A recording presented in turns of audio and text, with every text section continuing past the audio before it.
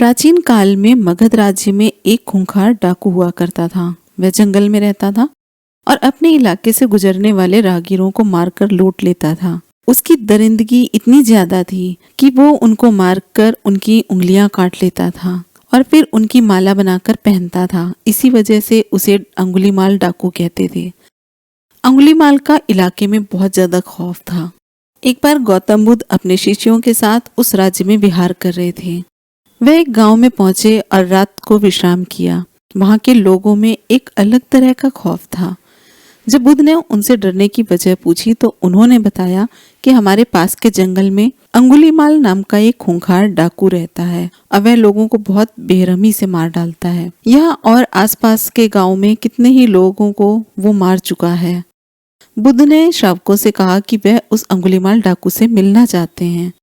तब लोगों ने बुद्ध को उसके पास जाने से मना भी किया। उन्होंने कहा कि उसके सामने जो भी आता है वो उसे छोड़ता नहीं है। आप क्यों अपनी जान को जोखिम में डाल रहे हैं?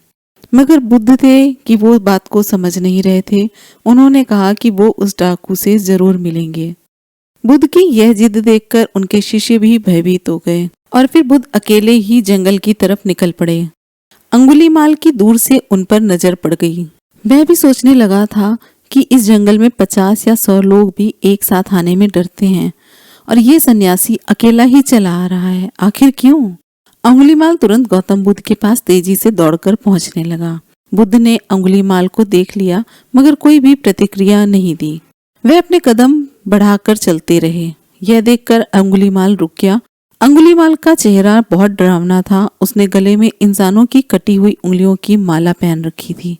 उसकी आंखों के अंदर एक वहशीपन था जो कि उसकी आंखों से झलक रहा था, मगर बुद्ध के चेहरे पर बिल्कुल भी डर का भाव नहीं था। अंगुलीमाल ने बुद्ध से कहा, हे सन्यासी, तुम्हें मुझसे डर नहीं लगता क्या? मैंने न जाने कितने ही लोगों को मौत के घाट उतारा है। मेरे गले में ये लटकी माला इस बात का गवाह है। बुद्ध ने बड़ी शालीनता से इसका उत्तर दिया। उन्होंने कहा कि तुझसे भला मैं क्यों डरूं? यह बात सुनकर अंगुलीमाल का क्रोध और भी बढ़ गया। उसने कहा, मैं चाहूं तो अभी तुम्हारा सिर धड़ से अलग कर दूं। बुद्ध बोले कि मैं तुझ जैसे कायर से नहीं डरता हूँ। मैं उससे डरूंगा जो वास्तव में ताकतवर होगा। अंगुलीमाल अचरज में पड़ गया कि आखिर ये किस खेत की मिट्टी से बना है। उसने बुद्ध से कहा कि शायद तुम्हें मेरी ताकत का अंदाजा नहीं है। तभी बुद्ध बोले, अगर तू वास्तव में ताकतवर है तो जा इस पेड़ की 10 पत्तियां तोड़ कर ले आ। अंगुलीमाल की हंसी फूट पड़ी। वह राक्षसों की तरह जोर जोर से हंसने लगा। वो बोला, बस 10 पत्तियां? अरे पत्तियां तो क्या, मैं तो पूरा पेड़ ही उखाड़ लाता हूँ। बुद्ध ने कहा, पूरा पेड़ उखाड़ने की कोई जरूरत नहीं है, सिर्फ उसकी 10 पत्तियां ही ले आओ। अंगुलीमाल तुरंत ही पेड़ के पास पहुंचा और 10 पत्तियां तोड़कर वापस बुद्ध के सामने आ गया। उसके चेहरे पर हंसी अब भी खिल रही थी। अब बुद्ध ने बोला कि जाओ, इन पत्तियों को जहाँ से तोड़ा है वहां उसे वापस लगा दो। अंगुलीमाल की हंसी अचानक गायब हो गई। उसने कहा, ये कैसे हो सकता है? एक बार टूटने के बाद पत्तियां वापस कैसे पेड़ से जुड़ सकती हैं? फिर बुद्ध ने अंगुलीमाल से कहा कि उस चीज को तोड़कर कोई ताकतवर नहीं होता जिसे वापस ना जोड़ा जा सके।